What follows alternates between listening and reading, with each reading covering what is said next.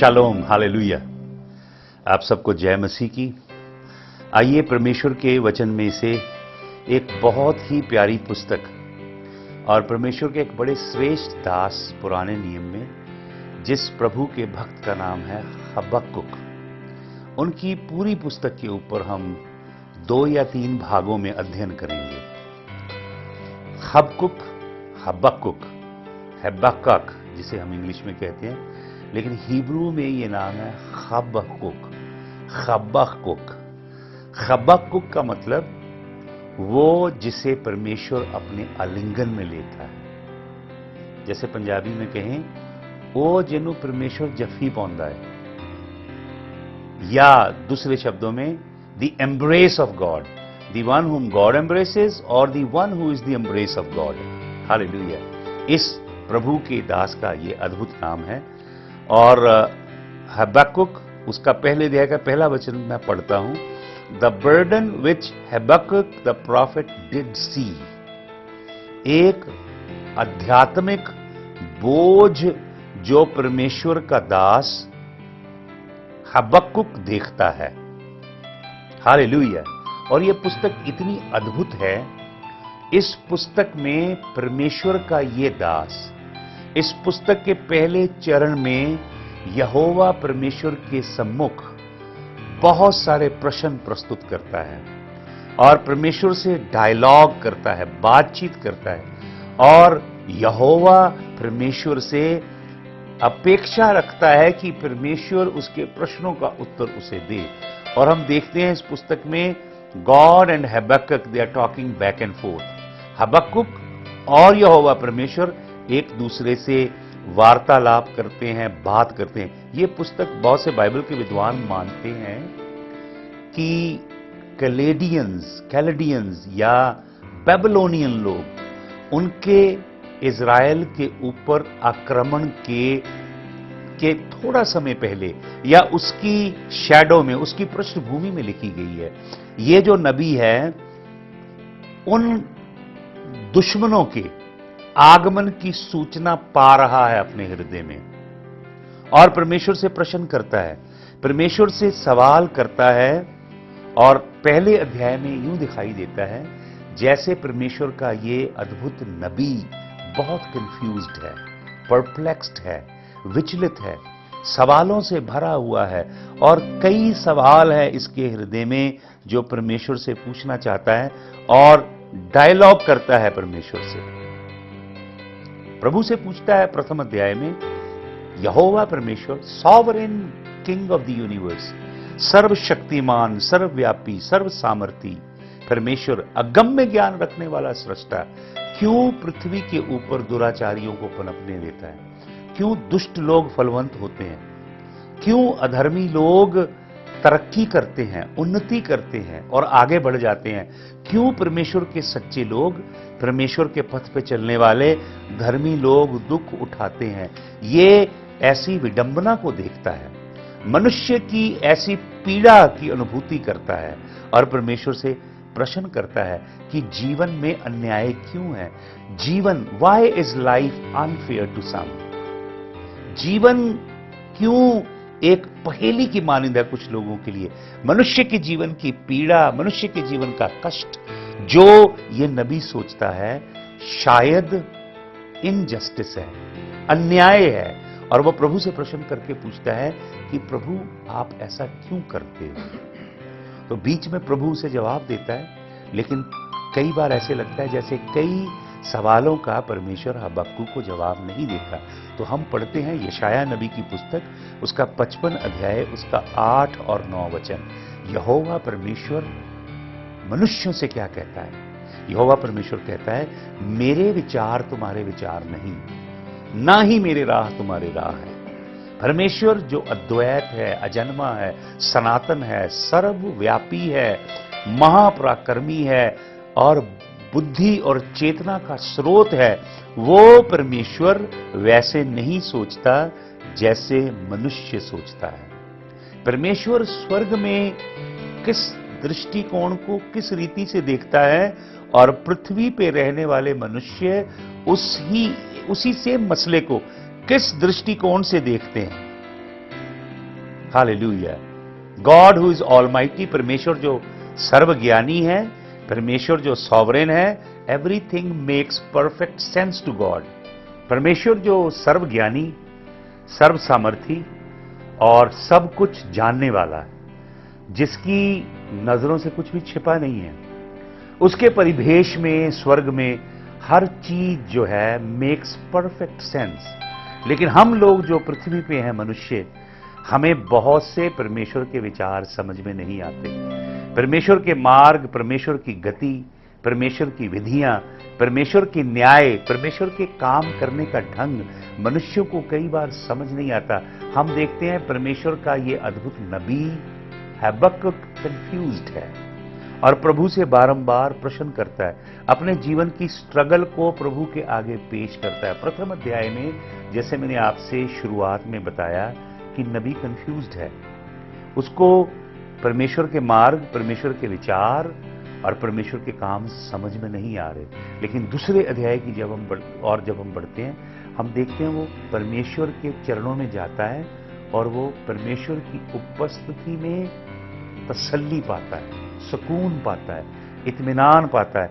और जब हम इसके अंतिम अध्याय में जाते हैं, जो शायद हम दूसरे या तीसरे सेशन में करेंगे, वो अद्भुत आनंद से भर जाता है और परमेश्वर की स्तुति करने लगता है। तो हमारे जीवन में ये मानवीय जीवन जो हम पृथ्वी पे जीते हैं, ये सरल और सुगम नहीं है। बहुत सी चुनौतियों से भरा हुआ है, बहुत से कष्ट हैं इस मानवीय जीवन में, बहुत वेदना है, बहुत पीड़ा है, बहुत सी ऐसी अनकही बातें हैं, बहुत से ऐसे विचित्र सवाल हैं जिनके जवाब नहीं है।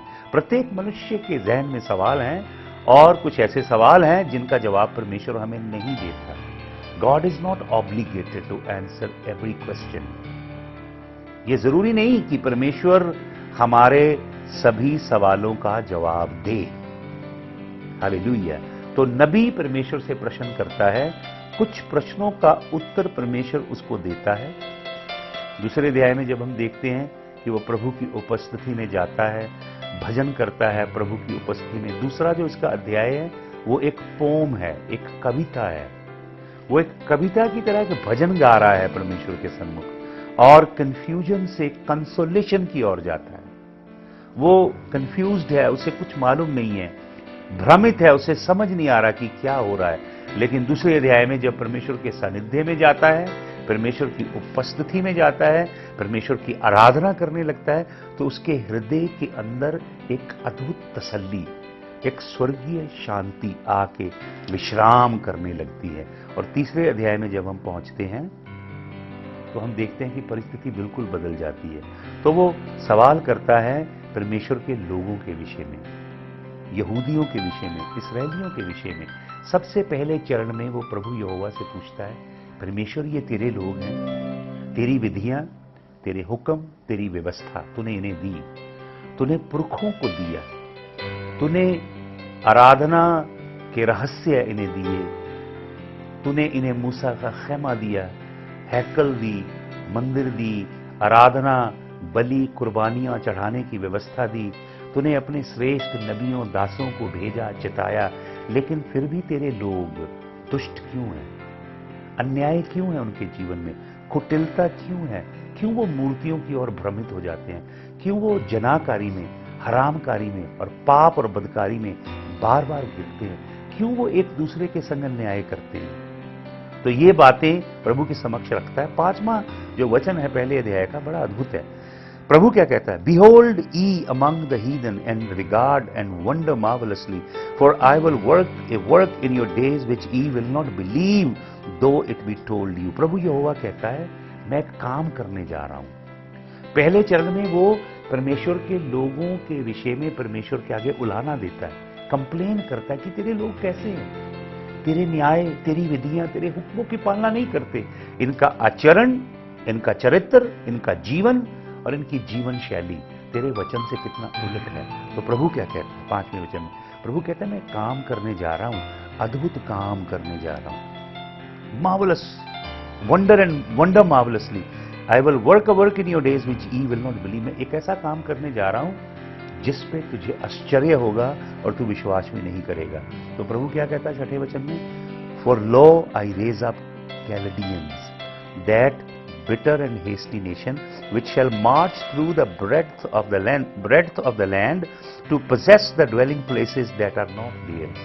प्रभु कहता, देख मेरे नबी, मेरे दास, मैं एक काम करने जा रहा हूं। मैं कैलेडियंस को, बाबुल के लोगों को, कैलेडियंस बेबीलोनियन को कहते हैं, मैं बाबुल के लोगों को इजराइल के विरुद्ध लेके आ रहा हूं। मैं उभार रहा हूं एक दुश्मन देश को। वो आएगा, वो बहुत ही दुष्ट कौम है, वो तुम्हारे ऊपर चढ़ाई करेंगे और तुम्हारी धरती की ऊंचाई लंबाई के बीच में मार्च करेगी उनकी सेना, और वो तुम्हारे घरों को ले लेंगे, और वो तुम्हारे बागों को ले लेंगे, उद्यानों को ले लेंगे, वो तुम्हारे इंजीर के बागों को, वो तुम्हारे जैतून के बागों को ले लेंगे, वो तुम्हारे अंगूर की बारियों को ले लेंगे और तुम्हें लूट लेंगे। मैं एक ऐसे राष्ट्र को तुम्हारे विरुद्ध में लेकर आ रहा हूं, प्रभु यहोवा कहता है। और लिखा है, I am bringing Babylonian, they fly as eagles. मैं बेबीलोनियन लोगों को ला रहा हूं, वो उकाब की तरह उड़ते हैं, वो तुम्हारी धरती को सुनसान कर देंगे। They will make the land desolate. Hallelujah. और मैं उनके मन में क्या डालूंगा, बेबीलोनियन के, वो आके तुम्हारे ऊपर विजयी होंगे, तुम्हें लूटेंगे, तुम्हारे पुत्रों और पुत्रियों को गुलाम बना के ले जाएंगे, तुम असीरी में चले जाओगे। मैं उस हैकल को, जिसके अंदर मेरा आत्मा वास करता है, मेरा जलाल वास करता है, उस हैकल को वैरियों के हाथों से तुड़वा दूंगा। हैकल के पवित्र बर्तन दुश्मनों के हाथ में दे दूंगा, और बेबीलोनियन, बाबुल के लोग, तुम्हारे शत्रु ये समझेंगे कि उनके देवी देवताओं ने उन्हें विजय दी है। हालेलुया। फिर प्रभु यहोवा क्या कहता है, फिर पलट के मैं उनके अन्याय, उनकी मूर्ति पूजा और उनके बुरे काम की सजा उन्हें दूंगा। ये प्रभु यहोवा का जवाब हबक्कुक को, कि एक ऐसी कौम, रूथलेस बारबेरिक बेबीलोनियन, जो कसाईयों की तरह काटते हैं और मारते हैं, प्रोफेशनल मर्सनरीज हैं, उनको मैं तुम्हारे विरुद्ध में लेकर आ रहा हूं। तो अब देखिए प्रभु का दास फिर पलटता है। अब प्रभु का दास क्या कहता है प्रभु से, प्रभु का दास कहता है, हे परमेश्वर, हे परमेश्वर, वेट ओ लॉर्ड, अब मैं इजराइल के लिए रो रहा हूं, इजराइल के लिए विलाप कर रहा हूं। मैंने इजराइल के अधर्म, इजराइल की बुराई, इजराइल की मूर्ति पूजा, इजराइल जो अन्याय करता है, उसके विषय में परमेश्वर आपसे उल्हाना किया, कंप्लेन की।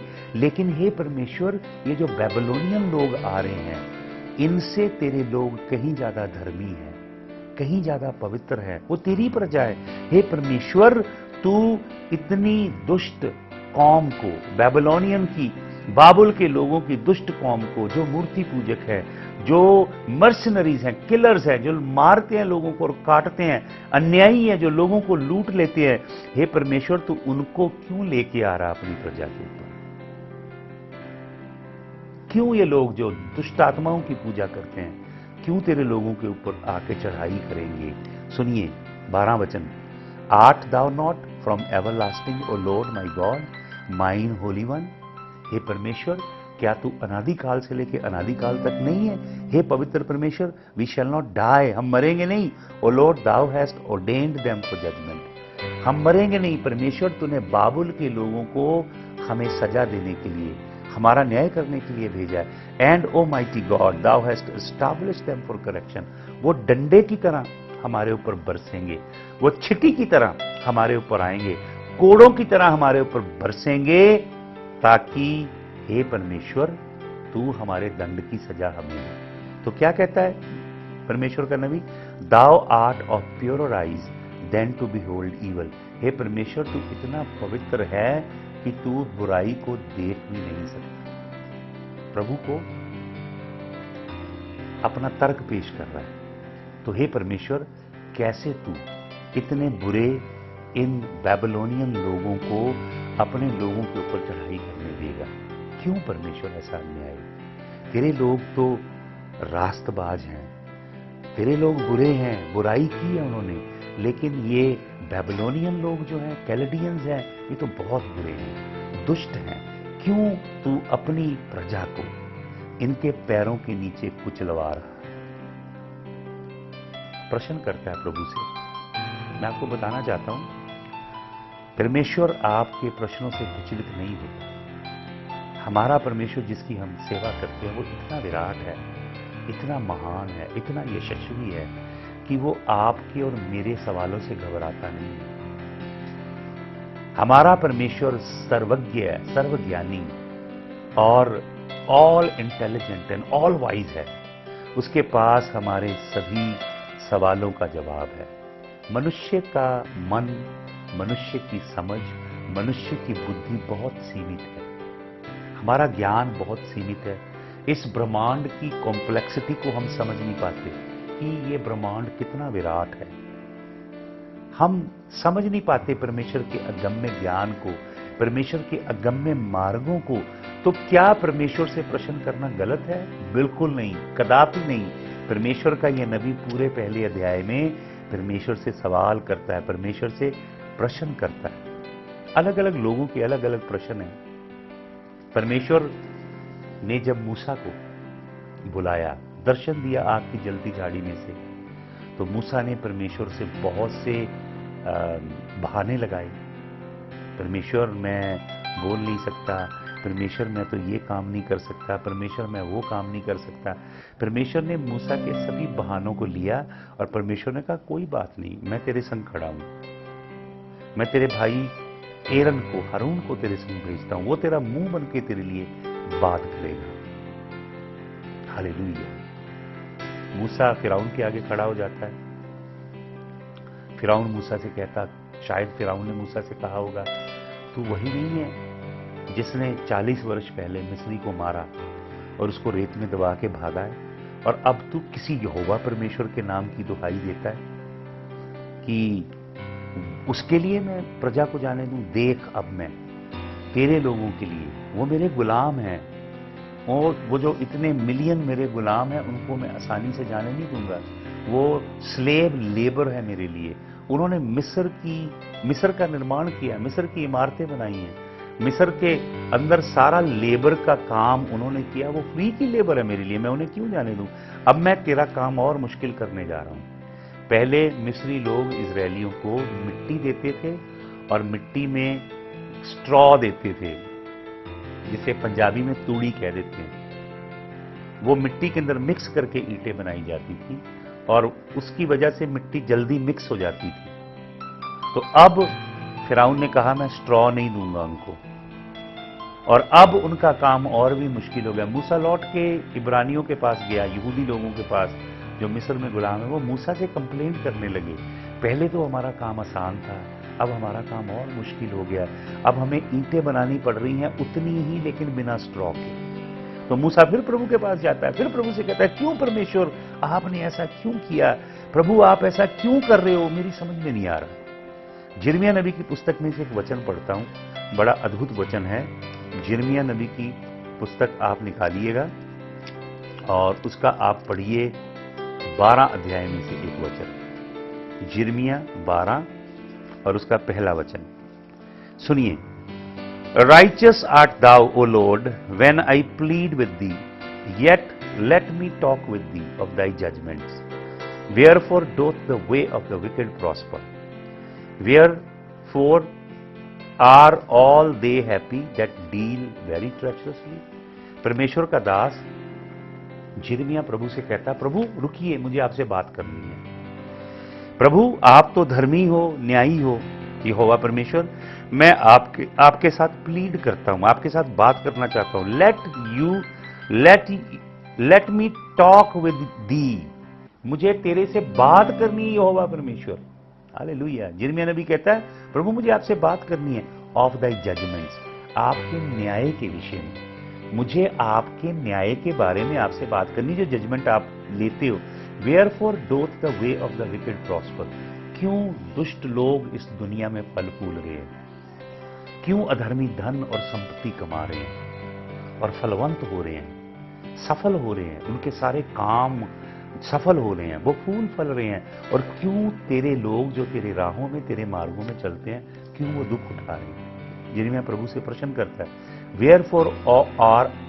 वेयरफॉर are all they happy that deal very ट्रेचरसली।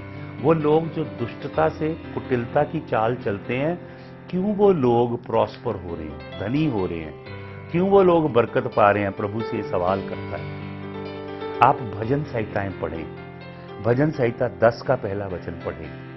प्रभु का दास प्रभु से कहता है, परमेश्वर, मेरी विपत्ति की घड़ी में तू मुझसे दूर क्यों खड़ा रहता है? हे परमेश्वर, क्यों मैं तेरी उपस्थिति को तलाश नहीं कर पाता? जबूर 42 के 9 वचन में जबूर लिखने वाला कहता है, प्रभु का भक्त, हे परमेश्वर, तूने मुझे क्यों त्याग दिया? परमेश्वर, क्यों तू मुझे भूल गया है? क्यों तू मेरी ओर अपनी करुणा की दृष्टि नहीं करता? जबूर 44 का 24 वचन, why O Lord you hide your face from me in my calamity. हे परमेश्वर, भजन संहिता 42 का 44 का 24 वचन में भजनकार कहता है, परमेश्वर, तू अपना चेहरा मुझसे क्यों छिपा के रखता है? हालेलुया। क्यों मुझसे अपना चेहरा छिपाता है जब मैं विपत्ति की घड़ी में हूं? हालेलुया। ये प्रश्न करते हैं प्रभु के लोग। मैं आपको बताना चाहता हूं, ये जरूरी नहीं है कि परमेश्वर आपके हर सवाल का जवाब दे, और ये भी जरूरी नहीं है कि परमेश्वर आपके हर सवाल का जवाब वैसे दे जैसे आप चाहते हैं। कई बार परमेश्वर का खामोश होना आपके लिए बेहतर है। कई बार परमेश्वर का खामोश होना परमेश्वर की करुणा है। क्यों? परमेश्वर अगर अपने अपरंपार ज्ञान को आपके अंदर डाउनलोड कर दे, आप उसे संभाल नहीं पाएंगे। Silence of God is God's mercy. If we understand everything, it would be overloaded burden for us. तो प्रभु हमें नहीं बताता। जैसे माँ बाप यदि किसी यात्रा पे निकलते हैं, उनके बच्चे छोटे छोटे हैं, मान लो पंजाब से दिल्ली जा रहे हैं, तो वो अपने बच्चों को केवल इतना बताते हैं कि हम मौसी के घर जा रहे हैं आपके दिल्ली। वो ये नहीं बताते कि हम वाया चंडीगढ़ होके जाएंगे, या हम लुधियाना की ओर से निकलेंगे, या हम होशियारपुर की ओर से निकलेंगे, कौन सा रूट लेंगे, कहाँ कहाँ गाड़ी रोकेंगे, किस होटल में खाना खाएंगे, कहाँ से गाड़ी में तेल भरवाएंगे। They don't give all the detail to their children, क्योंकि वो छोटी छोटी डिटेल, छोटी छोटी जानकारी के लायक नहीं है छोटे नन्हे बच्चे। कई बार परमेश्वर भी हमारे संग ऐसे डील करता है। अपनी करुणा और दया के कारण परमेश्वर खामोश रहता है। परमेश्वर हमें उतनी जानकारी देता है जितनी हम हैंडल कर सकें। हालेलुया। तो हबक्कुक परमेश्वर से आगे प्रश्न करता है, और अगला जो इसका पड़ाव है दूसरे अध्याय का और फिर तीसरे अध्याय का, वो हम अगले सेशन में करेंगे। प्रभु आपको बहुत आशीष दे। सबको जय मसीह।